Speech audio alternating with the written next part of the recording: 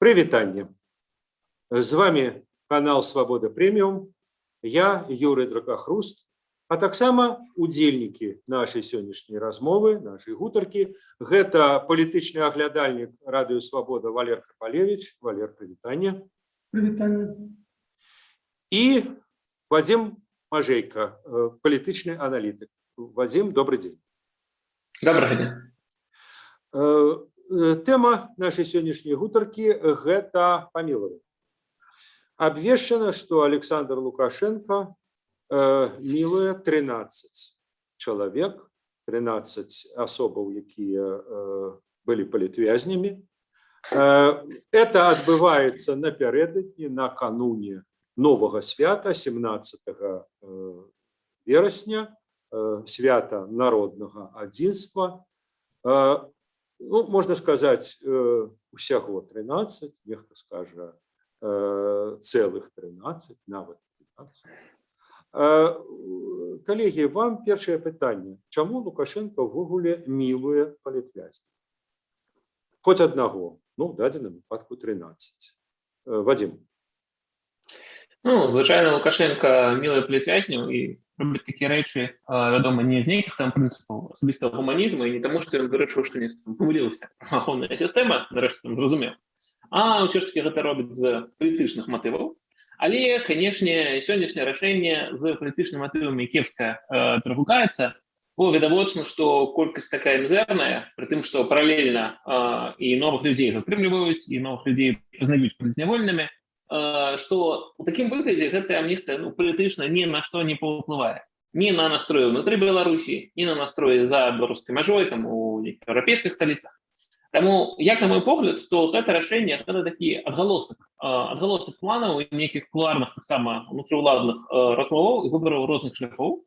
Бо, вядома, адзін шлях гэта працягваць закручваць гайкі, узмацняць рэпрэсіі, ісці на ўсё большую канфронтацыю як з уласным беларускім народам, гэтак і з Захадам. І іншы шлях гэта, наадварот, спрабаваць нейкі ісці на нейкія крокі насустрач, пакрысе палітвязняў вызваляць, неяк пачынаць сябе больш прыстойна паводзіць. І, прынамсі, у мяне такое зараз складаецца ўражанне, што ў выніку вось гэтых супрэчнасцяў розных таксама хваляў і падыходаў унутры ўлады, у выніку атрымалася вось гэтае ні рыба, ні мяса, дзе быццам бы амністыя нарэшце нейкая адбылася, але настолькі мізэрная, што ні на што не паўплывае. То бок нейкі кампраміс, які ў выніку цалкам выклашаны і не мае сэнсу. Таму, мне здаецца, гэтае рашэнне адбылося дзякуючы вось такой унутранай барацьбе розных падыходаў і акурат адлюстроўвае ту не толькі супярэчнасць, але ту разгубленасць, у якой на сёння беларускай улады ёсць, што да далейшых стратэгій. Бо як закруціць гайкі, як працаваць усіх зараз, гэта ўлада зразумела. А што робіць наступны, які наступны крок, каб сітуацыя у тым ліку, першую чаргу для Лукашэнкі палепшылася, а вось на гэтае ўладаў адказу няма. І адсюль вось такія стратэгічныя, не асабліва абгрунтаваныя крокі, мне здаецца. Валер, а які ваш адказ? Ну, вось вы напісалі блог, якім патлумачылі, чаму Лукашенко не вызваляе там, скажем, всіх палітвязняў, чаму не вызваляе, ну, напрыклад, 100 палітвязняў. Але пытанне, все ж таки у мяне, я паўтараю тое ж пытанне, чаму ён ввогуле хоць каго-то вызваляе? Якія, як бы, матывы? Ну, вось кажуць, адзін з матываў – это санкцыі. Тое, што яны ёсць, як бы, яны як дамоклаў меч дзесьці вісяць, і вот, як бы, відаць, хацелася, каб іх не было, і за это вызваляць палітвязняў. Ну, як, скажем, у 15-м годзе было, як у 8-м годзе. В якой ступені, вот, на ваш погляд, санкцыі тут, як бы, фактор, і калі не санкцыі, ці не толькі санкцыі, то што іншае? Ну, найперш, гэта адзін з чыннікаў улады, неабмежаванай улады, калі чалавек мае права і мілаваць, і караць. Калі толькі караць, ну, гэта як бы адзін бок, але ж мілаваць гэта таксама элемент улады. Ось, хачу памілую, хачу не памілую. Гэта моя воля, мой норм, маё жаданне. Гэта адзін з тых салодкіх момантаў улады, дзеля якога за ўладу, можа, і трымаюцца шмат хто, асабліва аўтакраты. Вось. Таму гэта такі чыннік, мне падаецца, чыста псіхалагічны. Ну, а з іншага боку, як бы любое турэмнае зняволенне павінна быць нейкі канец, да? І таму ёсць час сажаць, ну а праз нейкі час можна і вызваліць. Я звярнуў увагу, што большасць вызваленых это людзі, якія знаходзяцца на так званай нахіміі. Вось, то бок і... Ну так вот, 10 человек, уже агучаны 10 прозвішчаў, здаецца, 9 з іх это хімікі. Ну, гэта такое пакаранне не самае жорсткае. З іншага боку, трэба стымуляваць жаданне палітзняволеных пісаць прашэнне аб памілаванні. Калі зусім нікога не вызваляць, ну тады узнікае пытанне, навошта тады ўвогуле людзі пішуць. Вось. І таму вось трэба паказаць, што ёсць шанец маленькі, але ёсць. Таму пішыце заяву ў памілаванні і прасіце мяне ніжэйшым чынам, каб я вось праявіў такі гуманізм. Ну, я дазволю сабе выказаць сваю некую версію вот этого другого матыву, што ўсё ж такі ў грамадстве, у тым ліку і сярод прыхільнікаў Лукашэнкі, ну, далёка не ўсе так вот пляскаюць у ладкі вот этому катку, які каціцца, і рэпрэсіі ўсё нарастаюць і нарастаюць. Ну, нейкі чалавек можа падтрымліваць Лукашэнку, але лічыць, што, ну, слухайце, ну, хопіць уже. Ну, апошнія пратэсты былі зімой, зараз ніякіх пратэстаў няма. Ну, што ўжо памінаць тое, што было год таму, ну, не 37-й год, не Паўночная Карэя. Пры гэтым чалавек можа падтрымліваць Лукашэнку. І я думаю, што вот гэтыя імпульсы, якія сыходзяць, тым ліку з прыхільнікаў Лукашэнкі, ну, ўлада так ці інакш адчувае, успрымае, што як бы працяг гэтых рэпрэсій, нават калі яны унутрана логікай улады абрунтаваны, вот эти імпульсы яна адчувае, і яна як бы на іх вот такім чынам рэагуе, ну, вот робіць такі жэст. Наступнае маё пытанне пра Воскресенского. Это даволі ўвогуле дзіўна, што чыноўнікі адміністрацыі, ўлада тлумачыць, чаму вот не ўсе прадстаўнікі ў спісе Воскресенского былі вызвалены. Ну, там сказано, што хто там злосны парушальнік, хто там па іншых артыкулах. Хто такі Воскресенский? Пры чым тут Воскресенский? Якую роль он адыгрывае? Тем не менш, в публічнай сферы все размовы афіцыйныя пра амністыю, пра памілаванне гучаць толькі з вуснаў Воскресенскага. Улада нічога не гаворыць. Вот что это за дзіўная роля такая Воскресенского? Вадим, навошта ён некае пятае кола ў васку? Воскресенскага калісьці, на мой погляд, досыць трапна пачалі называць род КДБ. І гэта сапраўды нават больш слушнае значэнне, чым проста там некага клейміць агентам. Вядома, такі справы каментаваць бессэнсоўна, хто агент ніхто не ведае, акрамя самого КДБ. Але сапраўды Воскресенскі пачаў граць ролю такую не самую звычайную для беларускай сістэмы, бо звычайна так, що було, ось держава, афіційне виказування, ось нейкі там незрозумілі НДА ворогів, як ми. А цяпер з'явіўся гэты Воскресенскі, які сапраўды грае ролю такой псевдопровладнай камунікацыі. І, на мой погляд, ну, і тут, певно, для влади ёсць зразумелая карысць, бо з аднаго боку ім можна карыстацца там, дзе не пажаданыя прадстаўнікі афіцыйнай улады, як, ось, напрыклад, зараз было на гэтым польскім эканамічным форуме, куды ўсё ж такі прадстаўнік афіцыйнага Мінска ні ў якім чыне цяпер трапіць не мог, а Воскресенскі трапіў. Іншая справа, якім чынам, і ці была карысць, але тым не меней, некага нефармальнага налажвання контактаў, калі не цяпер, то на будучыню гэта можа згадзіцца. І па-другое, гэта, канечне, такая магчымасць выказваць напал афіцыйныя думкі, калі з аднаго боку выказалі гэты спіс, каго быццам тут сотні імёнаў, што могуць памілаваць, А калі зараз атрымаўся пшык, лёгка сказаць, што ну Воскресенскі напісаў, але мы не пагадзіліся. І фактычна так, хоць цяпер чыноўнікі, як можна так пазвычке, як апраўдваюцца, гэта тлумачаць, але ну фактычна няма канфлікту. Сказаў Воскресенскі і сказаў, а мы перадумалі. Ён ўсё ж такі не прадстаўнік ні адміністрацыі прэзідэнта, ні МУС, ні некага яшчэ.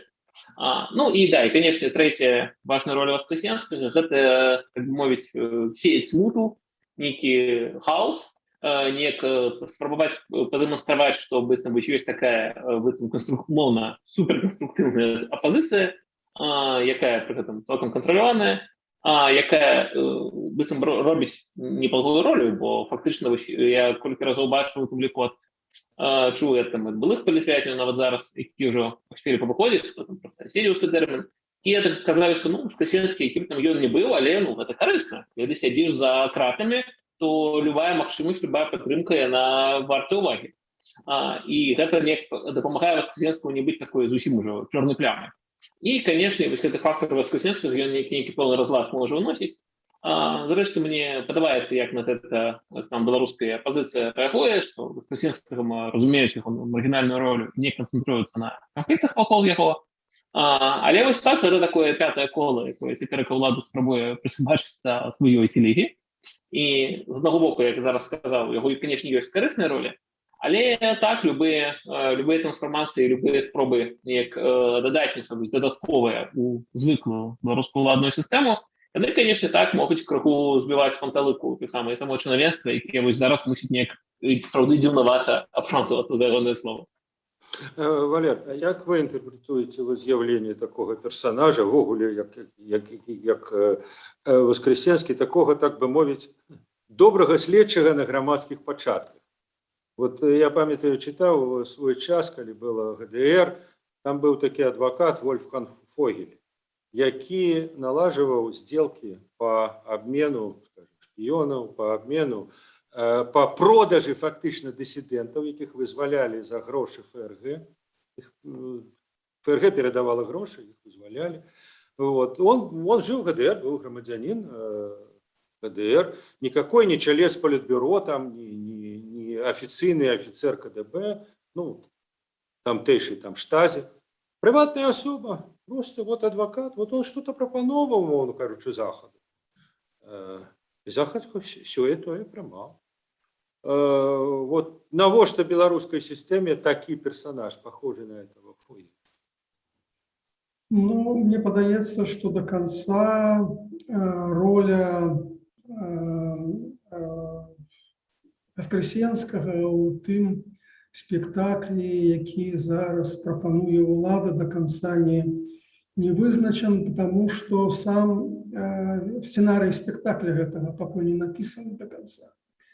А Воскресенскі, мне падаецца, на розных этапах выконваў розную ролю. Спачатку ён паказваў усім, што калі чалавек, які быў у апазіцыі, трапіў у турму, пачаў супрацоўнічаць з уладамі, то яму як бы адразу будуць нейкія палёгкі. Дарэчы, кажучы, я так і не ведаю, крымінальная справа адносна Воскресенскага закончылася, яна ўжо завершана, ці ён дасюль пад крымінальнай справай. Мне падаецца, што нічога, ніякай інфармацыі пра тое, што крымінальная справа закрыта няма. Таму чалавек проста як бы накручкуе, наколькі я разумею. Вось. Ну, гэтую ж ролю іграе і Роман Пратасевіч цяпер. Другая роля – гэта роля канструктыўнай апазіцыі. Я думаю, што менавіта ён павінен быў з гэтай арганізацыі «Круглы стол» пачаць некую імітацыю дыялога у канцы мінулага года, які ўлады абвясцілі пачатак такога гістарычнага дыялога паміж уладай і грамадствам, і ад імя апазіцыі ролю такой канструктыўнай апазіцыі адыгрываў менавіта Воскресенскі, таму што Гайдукевіч на гэтую ролю ўжо абсалютна не падыходзіць. Але высветлілася, што ўладам гэтая імітацыя дыялогу ніяк не патрэбна. Таму нават не спрабавалі імітаваць яго, гэта ідэя закончылася. Ну, а цяпер у яго такая цікавая роля, якую, магчыма, з гледзяшча ўладаў разглядаюць як адвакат д'явала. Д'явалы – гэта апазіцыя, гэта ўсе праціўнікі Лукашэнкі, і калі паглядзець беларускае тэлебачанне, то все гэтыя людзі, ну, абсалютна д'ябалізацыя адбываецца гэтых людзей, дэманізацыя, дэгуманізацыя, яны ўсе д'яблы. Ну і вось, як бы, Воскресенскі бярэ на сябе ролю, як бы, ну, абараняць гэтых д'яблаў. Ну, у іншых краінах такую ролю адыгрывае царква, мусіць, у Беларусі, паколькі царква не адыгрывае вялікую ролю, ну, вось прыдумалі на хаду гэтую ролю Юрію. Ну, ён і выконвае з горшай ці меншай, так сказаць, выразнасцю, в залежнасці ад акцёрскага таланту. Ну і так, Вадим, вы хотели. Так, я вже, коли можна додав, що фактично звернув увагу, що зараз і я, і Валерій Іванович, ми ж казали фактично фірми з пункту гледження владу, як ця роль може виглядати. Але ж є ще один логотипний персонаж, то що, власне, сам Воскресенський, і мені здається, шмат ніяких ходов, кроків, ініціатив, можеш, ідей ніяких, можеш заходити, власне, в його, і з його спробував ніяк продемонструвати усім вакансію користь. Продемонструвати владі, що, глядіть, я можу там круглий стол. Коли не круглий стол, то ніякі там відеоблоги, що він робив. А може ніякі там партії ставити, а може усіх політв'язнів визволити. І, відповідно, шмат чого може просто, ну, не мати ніякого прожиткового вихлопу, ну, просто тому, що, ну, це може нічим не продемонстровано. Це може бути шмат просто ніяких, я просто спробував ніяких вискочити, ось я, саме я що можу. Ну, і у виніку скончується ось таким шиком. Тому це так само може бути, бо мені здається, ось такі, особливо на таких місцях, вони мусять демонструвати шмат активності, не надто глядячи на яку свою годність, бо вибити ця годність засталася. Але ось так, ніякі такі спроби нечто зробити, певно, Воскресенський може і далі буде робити. Такое ж я тут тепер рекомендую. Вадим, ще питання про ці може вот этот крок бути початком некої тенденції, ці навіть протягом. Бо все ж таки вот в апошній час визволення прес-клубу, ну так, яны ще в минулым годзе все заплатили і навіть вдвоя заплатили тую шкоду, яку їм написали, але можна було ж не визволяти. Ну да, ну шкоду вы компенсовали, сидите далее. Можно было так. Вот выпустили. Выпустили Кувшинова и закрыли ввогуле справу Панда. Могли не закрывать, закрыли. Вызволили Повалишева, Хостербай. Так само могли не вызволять, вызволили. Вот теперь 13 человек. Ну так, среди их нема ни Бабарыки, нема Колесниковой, ну, они так само люди, они так само політвязнями были. Вот зараз, вот як бы далейшие кропочки магчымыя там, яшчэ не абавязкова ўсіх 600, але ну колькі-то. Ну, я б сказав, далейшие кроки не тільки магчымыя, але ну фактично непазбежны, бо усіх політвязняў так ці іначай вызваліць, когось па амністыі, когосьці па тым, што пройдзе тэрмін, а когосьці вызваліць умоўна там у Новай Беларусі, і ў гэтым сэнсе так, усіх то вызваляць. Але што тычыцца тэндэнцыі, мне здаецца, то калі глядзець на цяперашнія падзеі, мне акурат бачна, што лагічнай тэндэнцыі асабліва і няма. Бо, напрыклад, калі вызвалілі прес-клуб, было шмат чаканняў, што можа на наступную амністыю вызваліць журналістаў. Прынамсі, журналісты гэта ўсё ж такі такія заўсёды гучныя фігуры, пра іх апрыёры калегі будуць шмат пісаць, можна было б іх вызваліць. Таксама памятаю, калі на Дзень незалежнасці афіцыйна не адбылася амністыя, тады ўсе розныя там праводныя фігуры казалі, што гэта ўсё за санкцыі. Калі б не вялі санкцыі напярэдадні, то вызвалілі.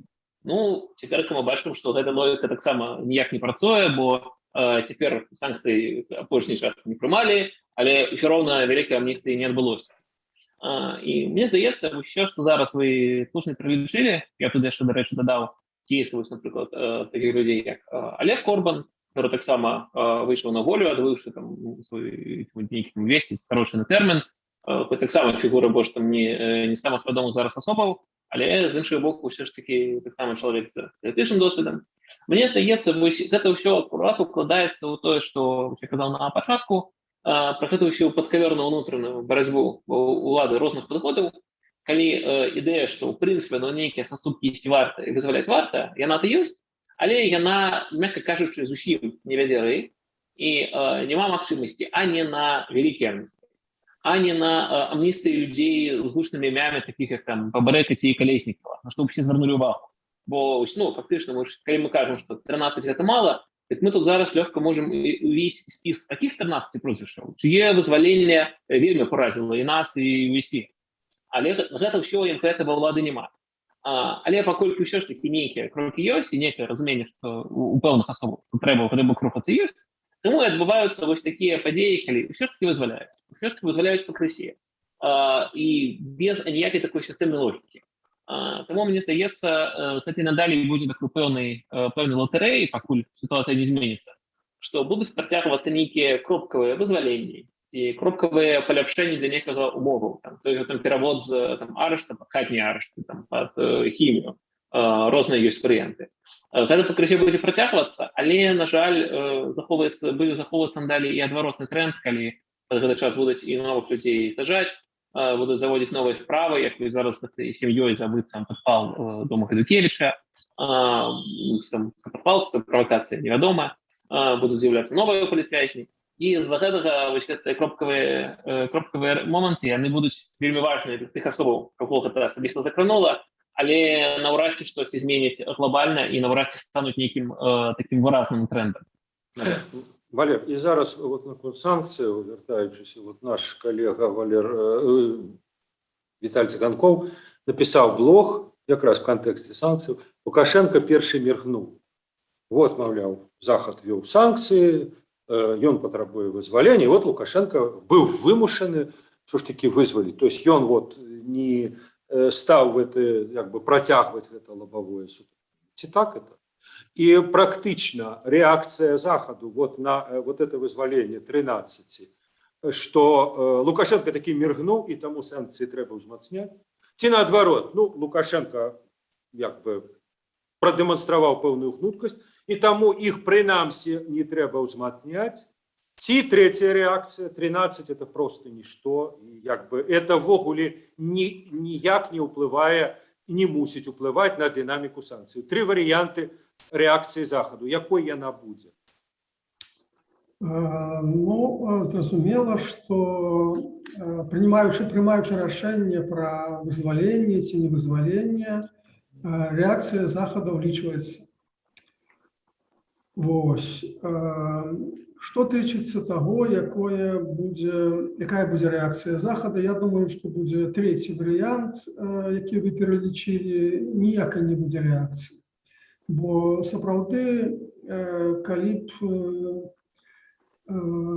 былі спынены рэпрэсіі, і пачаліся патроху вызваленні, гэта адна сітуацыя, гэта адзін сігнал Захаду.